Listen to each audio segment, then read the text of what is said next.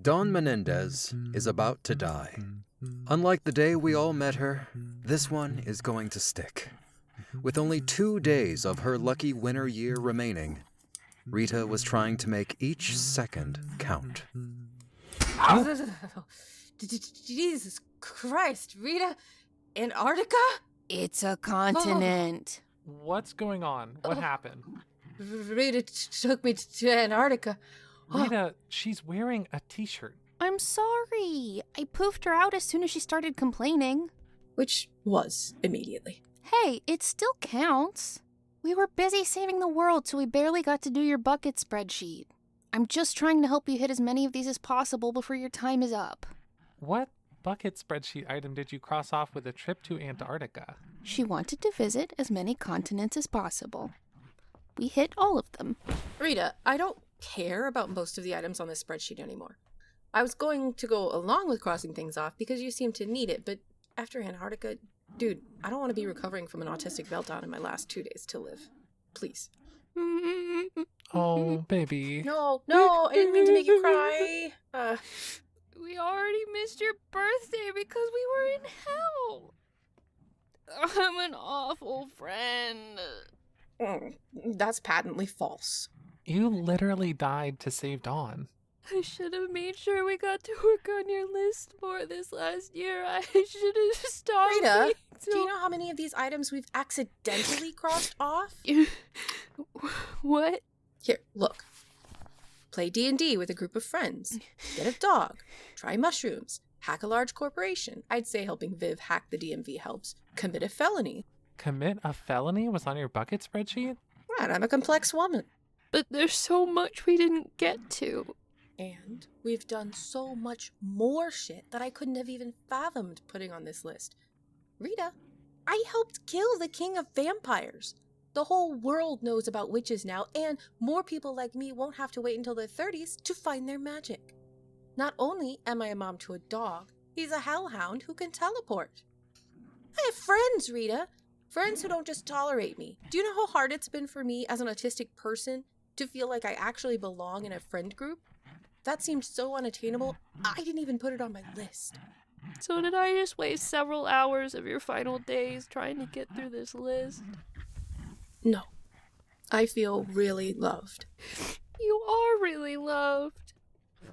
You promised me you're not going to do anything else just because you feel like I need it, okay? These last 48 hours are all about you. What do you want to do? Yeah, Dawn. What can we do for you? Well,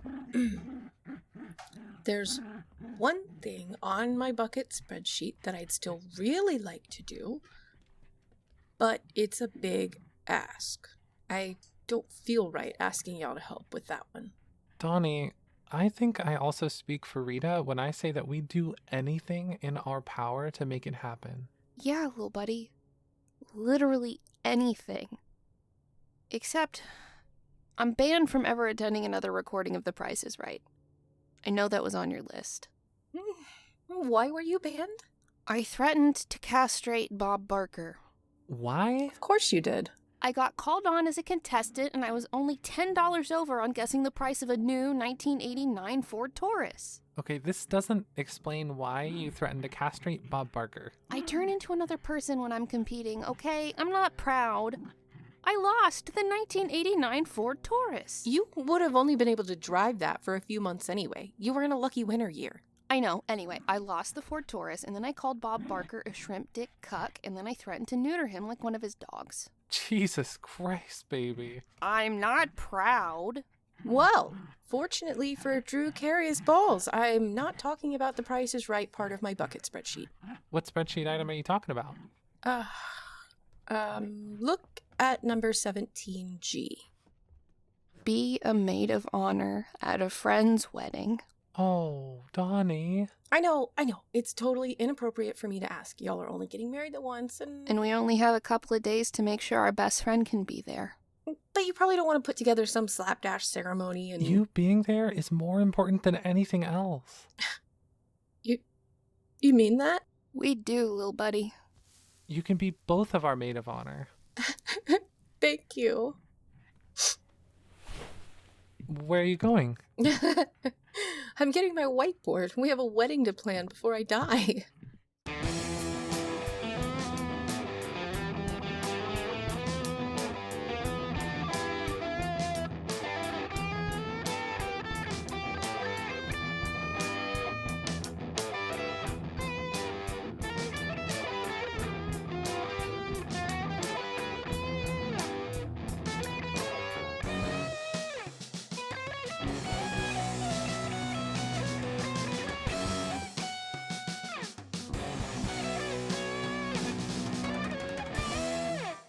After some decisive wedding planning, Sunny called Kieghan to help her with part of her pre-wedding to-do list.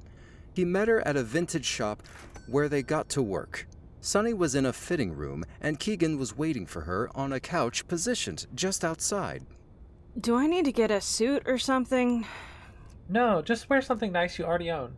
So no Crocs? Kieghan. I'm fucking with you. I don't even own Crocs. How's it going with getting Rita her documents? Viv is helping her create a social security number, birth certificate, and ID. She's working on the marriage license part too. These aren't all fake documents, right? I don't want to have to buy a house with her when we move to Murphy Bay and it turns out we're not legally married. No, they're real. She's doing a bunch of, well, the only way to put it is illegal shit in order to get Rita her documents. I say it's morally correct since the government shouldn't have a say in your relationship in the first place, and they don't have a way for 66 million-year-old demigods to get the paperwork they need. Okay, good. Hey, Aunt Sunny? Yeah? Can I ask you a huge favor? As long as it doesn't have to happen before my wedding, of course, sweetie. Even if you weren't my nephew, you just helped save the world and got me out of hell. I feel like I owe you. You don't owe me.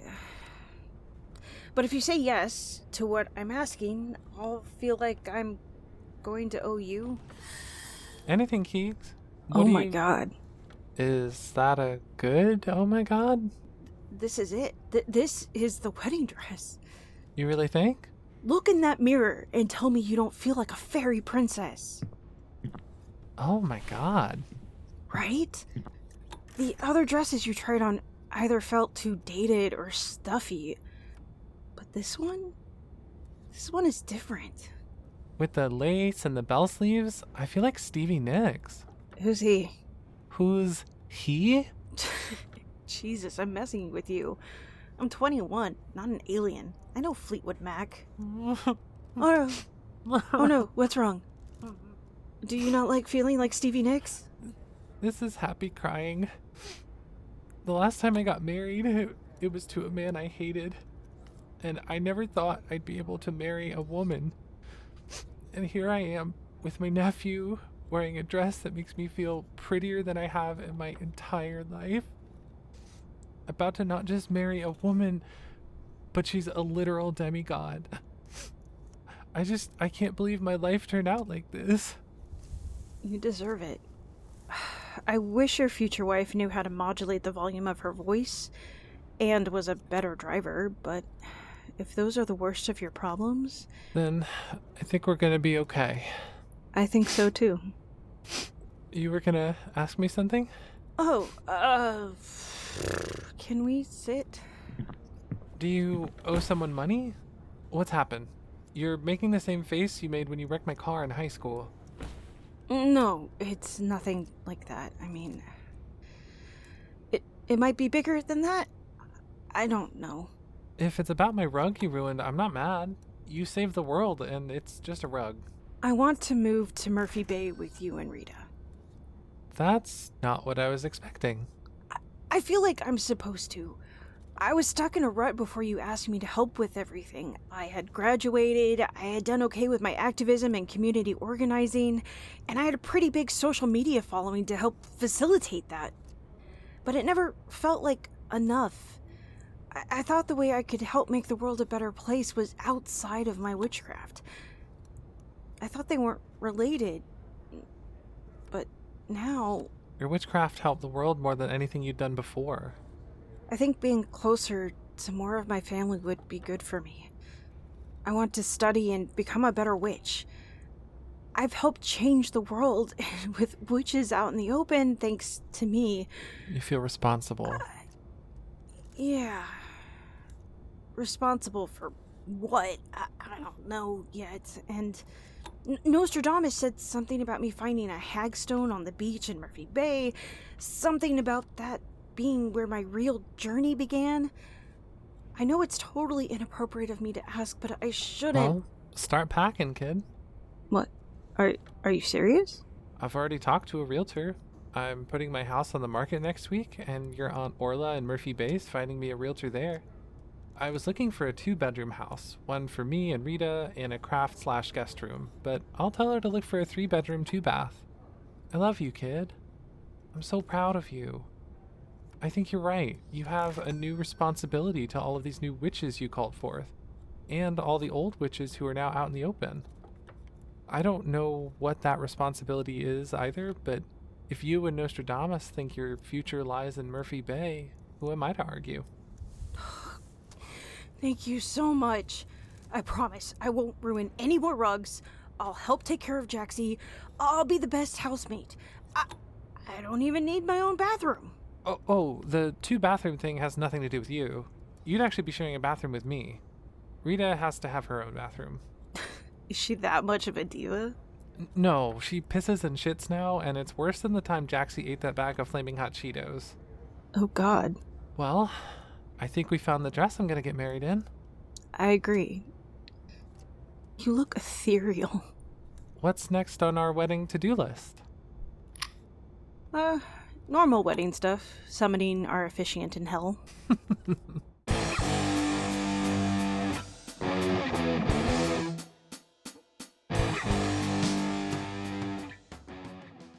Dax and I'll work on getting the backyard ready, baby. Y'all take however long you need. Thanks, Grakna. As Dax and Grakna prepared the backyard for a wedding ceremony, Dawn had some business to attend to. She stood facing the couch in Sunny's living room. On the couch sat Rita and Viv. I'm ready to help. Put me to work on the wedding. This actually doesn't have anything to do with the wedding. Is it an intervention? It should be. Oh no, do you have a problem? I'm talking about you, you fucking dink. You come here on the day before my fucking wedding, and you call me a dink. It's not an intervention. I'm being the executor of my own will. Like the Pokemon egg guy? She's distributing her assets. These assets are Pokemon related. I'll leave you my Grimer t-shirt. Yes, who's the dink now? Still you. I have some more important things to give away, though. I'm going to take care of what I have for Viv first, and then I'll let you go work on wedding stuff while I give Rita hers. You've already given me your uncle's workshop, Dawn. And now I'm going to give you this. Oh my god, El Bicho? Shouldn't this go to family? Didn't we already go over this? I chose you to be family, Viv. This gun is staying in the family. And I also want you to have these fingerless gloves Dax gave me. They add a +1 to your punching damage. Are you sure? I want to know that you're going to be okay. Even if you weren't an artificer, we live in a world where every trans woman should have her own magic gun and super punching gloves. You helped change the world, Viv. I don't think you're going to be answering phones at the workshop anymore. I get the feeling my days of being behind a desk are over, too. Thank you so much, Dawn. No, thank you for being my friend. You're easy to love, Dawn. You don't have to thank me for that. I spent my whole life being treated like I was difficult to love. You're one of the people who helped me realize that those people were wrong. I can't thank you enough. So, should I go ahead and work on my part of the wedding preparations? Yep, I'm cutting you loose. Wedding captain? Yes. Not you. She's obviously talking about me. I'm the double maid of honor. I'm the one getting married. Is my time still best spent working on food for the guests and the special blood for the bride who's not a dink, or should I work on something else? That's perfect. Keep me updated. Will do. I still don't understand why she doesn't like me. She likes you. She constantly gives me shit. Yeah, that's how I know she likes you. Oh, for real? Yeah. Oh, well, I'll be damned. I have some stuff to give you, but I also have some requests. I'll do anything you ask me, little buddy. You want me to go beat up Bobby Flay? No, but I know you want to do that. You bet your ass I do. I want you to have the ice cream truck. Wouldn't this make more sense to give to Viv? It's an artificered-up truck. There's all sorts of magic shit about it that I'm sure we never got to figure out. I think Viv I want would... you to have it because of all the magic shit. Rita, you're the Kingslayer in hell. We don't actually know that the prophecy was talking about me. Judith actually killed Ambrosio. So You killed so many fucking kings, Rita. It's obviously you. I don't know. I'm not arguing about that with you. Anyway, regardless of titles, you went around hell killing oligarchs and redistributing their wealth. And I'd like to point out, I chose my body based off this Italian nun I met. I have thick eyebrows, and I'm hot as hell. That Luigi dude totally copied me. I guarantee he didn't. Whatever. I'm still boycotting McDonald's. My ass would have never gotten caught. Can I please give you my final wishes? Sorry. Yes, continue. You didn't know what you were going to do after you learned you weren't a Reaper, but I think you found it. Your dad made you to help keep things balanced. You did that job in hell, sometimes by accident, from what you told me. I think protecting humanity is what you were made to do. And I want you to use the ice cream truck and all the magic shit in it to help you do just that. I'm not the hero type, Donnie. Viv's right. You are a dink. The world has changed. You don't have to hide what you are. Witches are out in the open. Hell, they've open-sourced the recipe for telomerade now that they literally burn Sanguis to the ground. This new world needs you, Rita. Even if you don't feel like a hero, can you do this for me? I would do anything for you, little buddy. Every time I help someone, I'm gonna imagine I'm helping you. Okay, then. I don't want you to revert to doing a bunch of drugs and being apathetic all the time. Oh, there's no chance of that. You changed me. I wouldn't be a person worthy of marrying Sonny without you.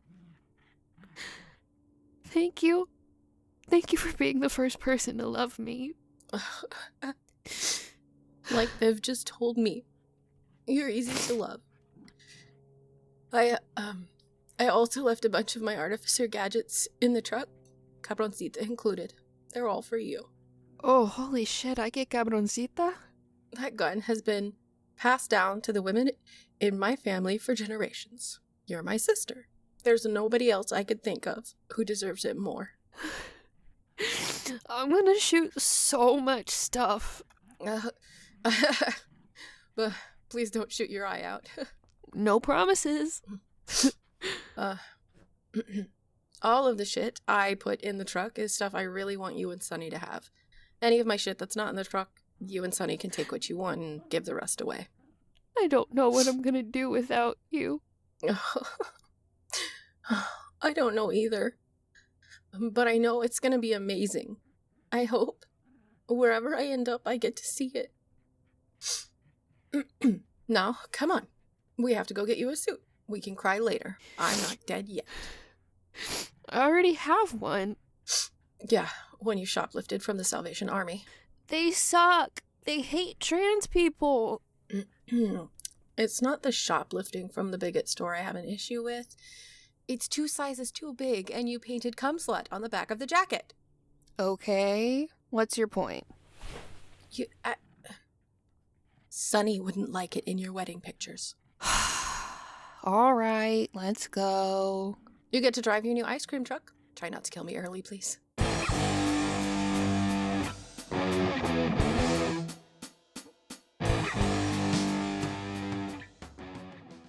Okay. Thank you all for joining me this morning. It's a big day. Rita and Sonny are getting married and I'm dying at midnight. Let's make it count. Everyone, take a good look at my whiteboard. This is today's schedule. Dawn stood next to her whiteboard beside Sonny's kitchen table, as she had done many times before. The table was full this morning, full of folks who had arrived to be in the wedding party. Leonard, Kieghan, Kyle, Ricky and Sonny sat around the table. Rita was in the kitchen making breakfast for everyone. Hello, I don't see my name anywhere. It's right there. You're walking Rita down the aisle. That's it? This is Rita's wedding day. Don't make it about you. Thank you, steppapa. You don't have to call me that. Leonard, Yes? do you have everything set for the hand fasting ceremony? Done. Beautiful. Sonny, did the documents that Viv procured from Rita work for getting your marriage license? Yes.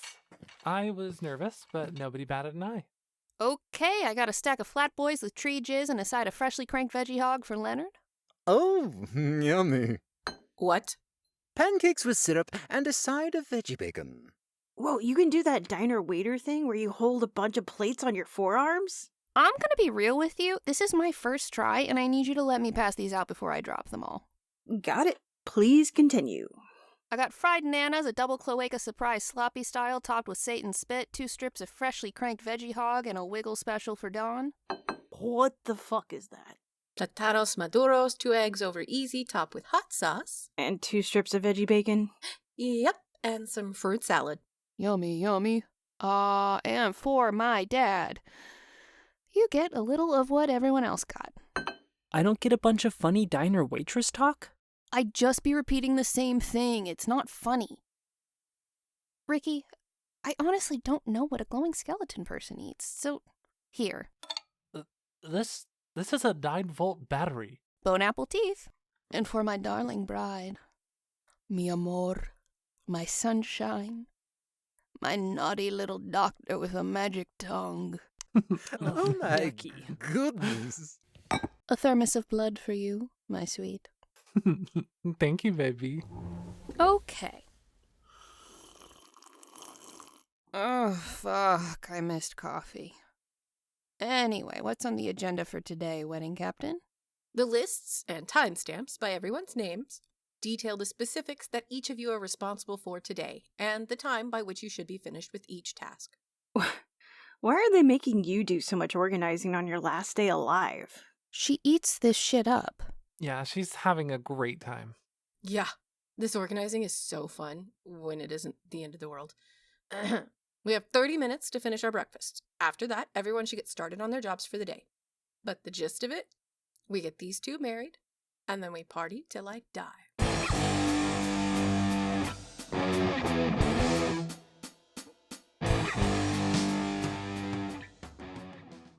At 8 p.m. exactly, according to Dawn's schedule, everyone was gathered in Sonny's backyard for the wedding. The guest list was small. Dax, Grakna, Hink, Viv, and Ricky all sat in chairs. One of the chairs held a single calling candle, where Nostradamus had been called for the occasion. The guests were arranged in a semicircle surrounding an altar made by Kieghan's Druid Grove out of twisting vines and night-blooming jasmine. Beneath the altar stood the officiant, Leonard, and the double maid of honor, Dawn. Okay, everyone? It's time. Kieghan, hit it. Standing by the back door to the house, Kieghan tapped his druid staff twice. As the music began, the back door to the house opened. Sonny stepped out and Kieghan offered her his arm. In her vintage dress, she walked across the yard in her bare feet. Her blonde hair was loose around her shoulders, and she was grinning ear to ear. My God, she's like a goddamn elf princess from the Lord of the Rings. After Sonny made her way down the aisle, Rita and Kyle appeared by the back door. Rita wore a midnight blue suit with a white shirt unbuttoned to her sternum under her jacket. In traditional Rita fashion, she finished the look with her combat boots. Rita took Kyle's arm and they walked to the altar together. Rita's eyes filled with tears as she walked, transfixed by Sonny, like she were the only other person there. As soon as she reached the altar, Rita let go of her dad's arm and grabbed Sonny's hands as though her life depended on it. Kieghan, cut the music. Leonard? Oh, yes, my turn. Dearly beloved, we are gathered here today to celebrate the union of Dr. Sunshine Simmons and Rita Menendez. Did you say Rita Menendez? I had to pick a last name for my documentation.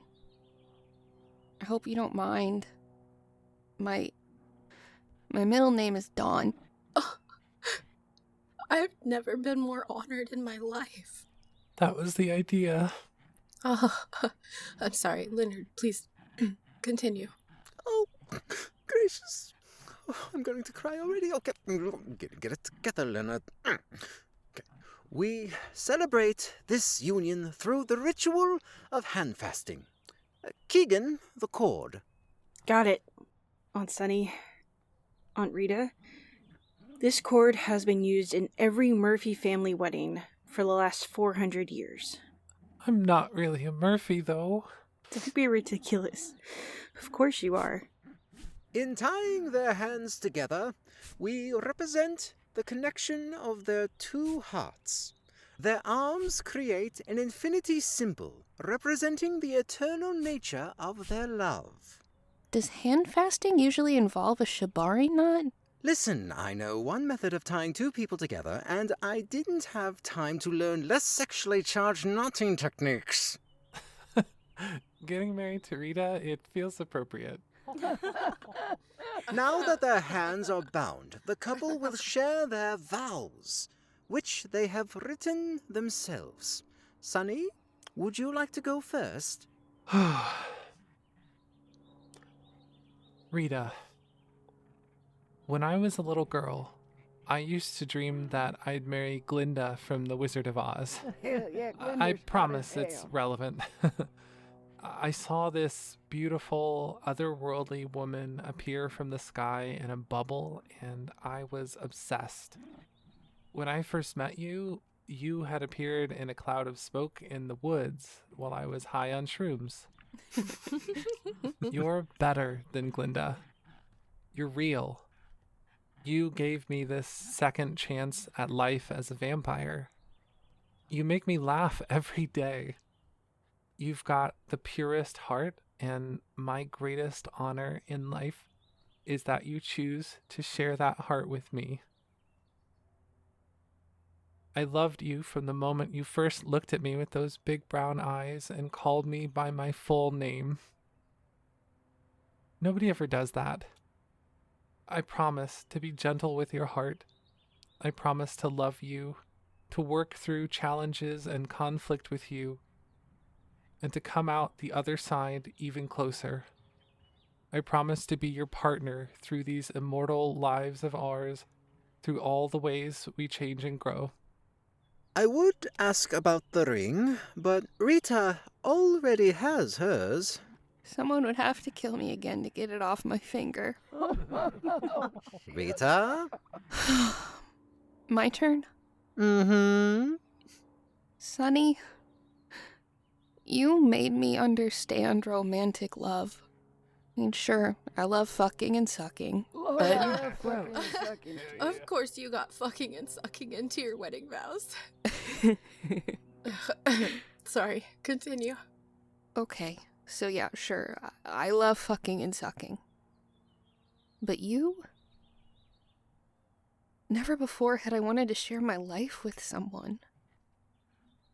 When I think of my plans for the future, I planned for you. I used to be happy being a slacker, looking for a quick hit of dopamine and little else. But you make me want to be a better woman. I died, and you and Dawn came to hell to save me. I mean, my God, do you know what it feels like to be loved like that?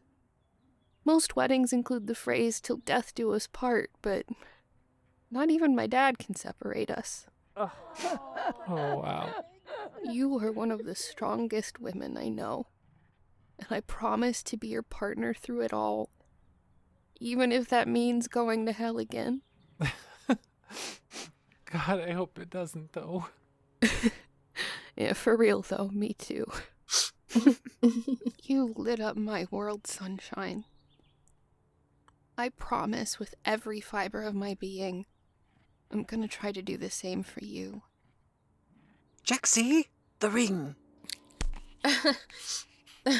He wasn't supposed to keep the ring box in his mouth. He wouldn't let me tie the little pillow thing onto his collar. He just stole the box and teleported away. That's a slimy ring box. It's a little crescent moon. And that's a little sapphire. You called me a celestial body enough times. I figured my sunshine needs her moon. So much of the good that people see in me, it's just a reflection of your light. It seemed appropriate.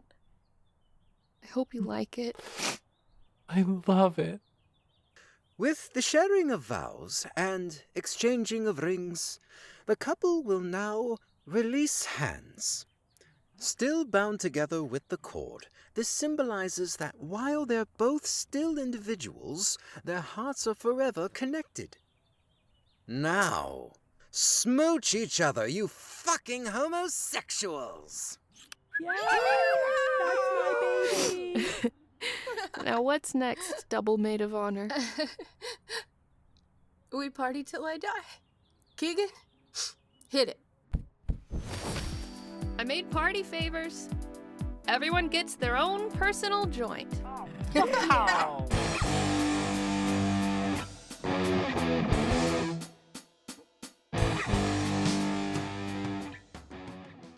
By 11:55 p.m., Dawn had said her goodbyes to everyone but Sunny and Rita. The guests all left, and the three women lay on the clover that covered Sunny's backyard. This was where Dawn requested to be when she died. Dawn was in the middle, and Sunny and Rita lay on either side of her, holding her hands. Jacksie lay at their feet, attempting to comfort all three of his mommies. It was almost time. They stared at the night sky together. Do you both know how much I love you? I've never had a friend make me feel more loved, Dawn. You came to hell to find me. I know you love me. I know.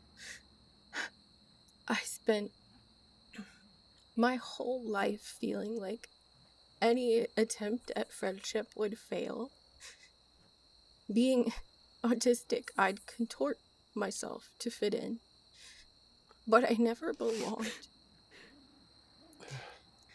Thanks to you two, I know what it feels like to belong, to be cherished. When I die, I know I'm going to be missed. This time last year, nobody missed me. That's why I didn't give a shit about most of my bucket spreadsheet. I thought that feeling was unattainable. I didn't even put it on my list. You helped me achieve what I thought was impossible for someone like me. I have lived and lived more in my lucky winter year than I did in my previous 33 years of life. And it's thanks to you too. I used to be so scared. I used to feel like a failed human. That there was something about me that was unlovable. I died alone this time last year. I spent most of my time alone. And now what? I'm gonna die surrounded by the people I love most in this world. Thank you for loving me. Thank you for teaching me that I was always worthy of love exactly how I am. I don't know where I'm going next, But knowing that we're soulmates, I'll find you both. I'll find you, I promise. Even if it takes 100 lifetimes, I'm going to find you again. We're always gonna find each other. I'm going to look for you every single day for the rest of my immortal life. And I'm gonna help her. Jacksie, you are the goodest boy I've ever known. Thanks for making me a mom. That's another thing I never thought would happen. I love you so much, kid. Fuck. It's almost time. Sunny and Rita both turned to Dawn and deeply embraced her. I love you, Donnie. I love you so much. I love you. Goodbye, little buddy. I love you too. Goodbye, Sunny. Goodbye, Rita. I love you both more than anything. God, I really was lucky. No, no, Daddy. No, God. No, no, no.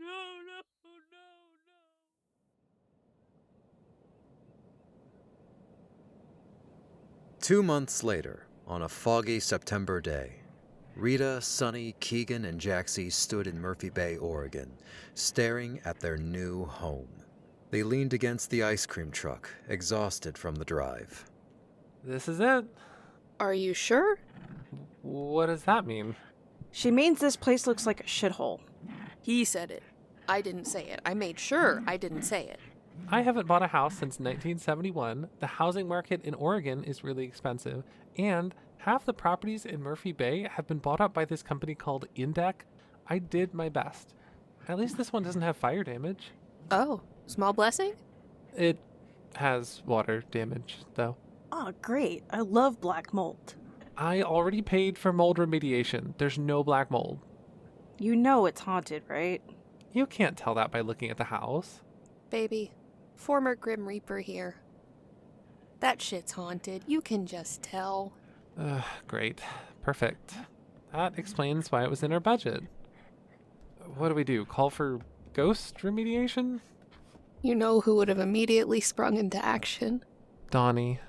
She would have read some book on ghosts of the Pacific Northwest and would make a device to banish it out of a toaster and some paper clips. Do you really not know how to unhaunt our house? The DMV is gone. I have no power over ghosts anymore. My scythe is just a scythe.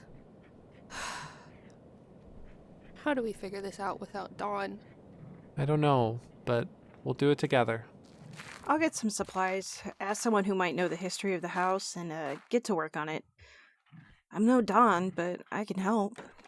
And you think you're just going to take my truck to get those supplies? Baby, I love you so much. But he's a better driver than you, and we sold my car. Where are you going to find info about the house and supplies? Oh, there's a magic shop on the square. Murphy Bay Magic. Sounds like a place Dawn would have liked. Why don't you come with me? You can pick out a present for Dawn. Aunt Sunny said I could set up an altar in the house. We can leave her an offering. Yeah. Yeah, I think I'd like that. Oh, shit, listeners. I smell a spin-off.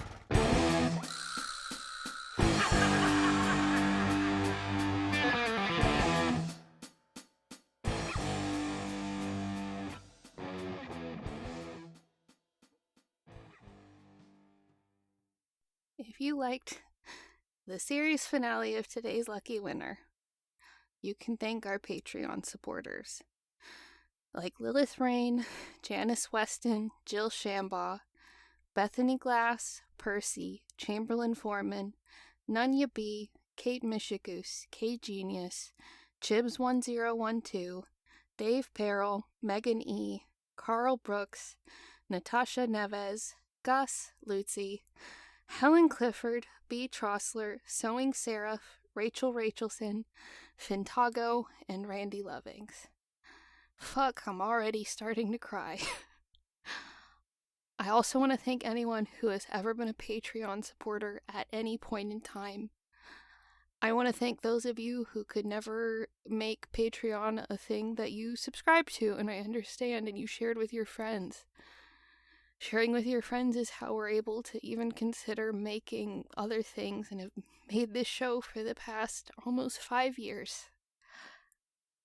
I especially want to thank those of you who've gone out of your way to message me personally and share with me about your life. I don't know how many of you know this, but thanks to those of you who shared with me that you realized you were autistic and or ADHD because of this show, that's why I have the job I have today. That's why I have the first job I've ever had, where I don't wake up in the morning dreading working where I actually enjoy working. Because that happened enough that my own therapist said, hey, maybe you should make that your job, talking to people who just realized they're autistic. I wouldn't have the job I have today if it wasn't for this show. I'd also like to thank the people who make this show happen. James, Violet, Autumn, Taryn, Carl, and anyone else who has ever worked on this show and made it happen, even if you were a guest voice for maybe 2 lines. I want to thank all of you. Up until 2019, when I started really writing this in earnest, this was just a little world that lived in my own head.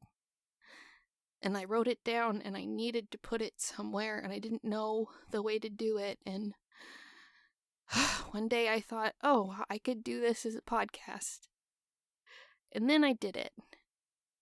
And I'm pretty convinced that no matter what I make in the future, this might be the most important creative thing I've ever done for myself. We're not a big show. We're no Magnus Archives, we're no Midnight Burger, but this show has had such a big impact on my life. I would not have a home I own with Violet, who I realized I was deeply in gay love with writing this show. I would not have the life I have today without creating this and without the people who helped me create it.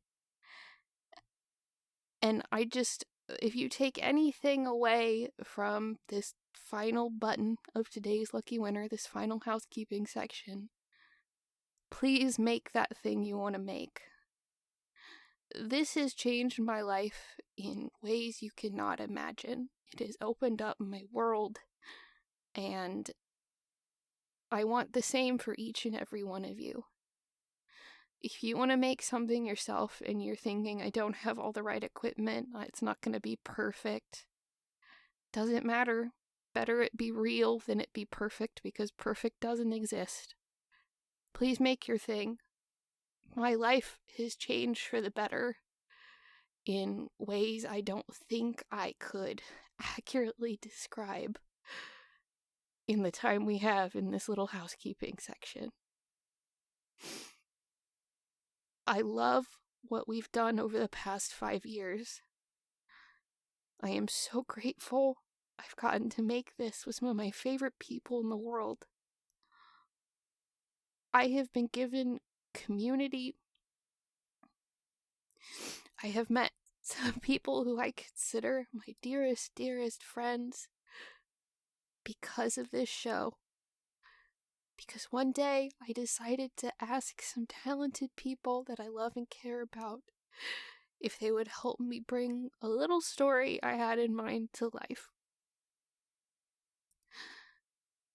This isn't the last thing we have as a gang at Mixnomer. We're working on the spin-off, and as I record this, we're actually starting to record the pilot tomorrow, and I have that same spark of excitement I did when I started doing today's Lucky Winner, and